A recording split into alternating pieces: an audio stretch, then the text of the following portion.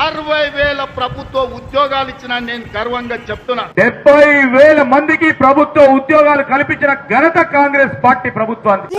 రెడ్డి గారి నాయకత్వంలో చట్టపరంగా న్యాయపరంగా 1,00,000 మంది ప్రభుత్వ ఉద్యోగులను నియమించి ఇందాక స్క్రీన్ మీద ప్లే అయినటువంటి 70,000 1,60,000 అని చెప్పేసి వారు నోటికి వచ్చినంత మాట్లాడేది కదా. వాళ్ళ చిట్ట విప్పడానికి నేను ఒక డాటా తెచ్చిన.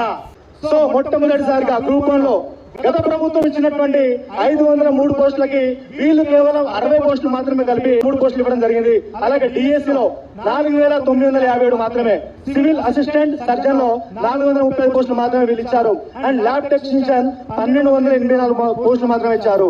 నర్సింగ్ ఆఫీసర్స్ స్టాఫ్ నర్స్ 2,050 మాత్రమే, ఫార్మసిస్ట్ 633 మాత్రమే, అండ్ డెంటల్ అసిస్టెంట్ సర్జన్ 48 పోస్టులు మాత్రమే, స్పీచ్ పాథాలజిస్ట్ ఓన్లీ 4 మాత్రమే, అసిస్టెంట్ ప్రొఫెసర్ మెడికల్ ఎడ్యుకేషన్ లో 607 పోస్టులు మాత్రమే, and assistant professor public prosecutors 118 పోస్టులు మాత్రమే, సివిల్ అసిస్టెంట్ సర్జన్ స్పెషలిస్ట్ 1,623 పోస్టులు మాత్రమే, drivers and శ్రామిక్స్ 1,143, and FSL KSL పేరుకు సంబంధించింది కేవలం 60 పోస్టులు మాత్రమే, ట్రాఫిక్ మెకానికల్ సూపర్వైజర్ ట్రైనింగ్ 109 పోస్టులు మాత్రమే, అసిస్టెంట్ ప్రొఫెసర్ హార్టికల్చర్ యూనివర్సిటీలో ఒక విభాగంలో 79, మరొక విభాగంలో 44 పోస్టులు మాత్రమే.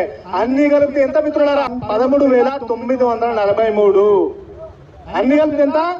13,943 పోస్టులు మాత్రమే ఇచ్చి ఇవాళ మేము 65,000 ఇచ్చినాం, 70,000 ఇచ్చినాం అంటే గత ప్రభుత్వంలో ఏర్పడ్డాయి మొత్తం ఎంత అంటే 52,000 పైచిలకు పోస్టుల నియామక పత్రాలు ఇచ్చి మొత్తం మేము ఇచ్చిన వీళ్ళు అకౌంట్ ఇస్తున్నారు. నేను ఒక ప్రశ్న ఇస్తున్నా మన గౌరవ ముఖ్యమంత్రి గారికి.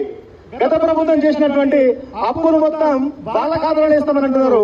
మరి గత ప్రభుత్వంలో నియామకము చేపట్టినటువంటి నియామక పత్రాలు నువ్వు ఏర్పరిచి నీ ఖాతాలో ఎట్లా పెట్టుకుంటున్నావు? నువ్వు ఎవరురా నువ్వు ఇంత టాలెంటెడ్ ఉన్నావు?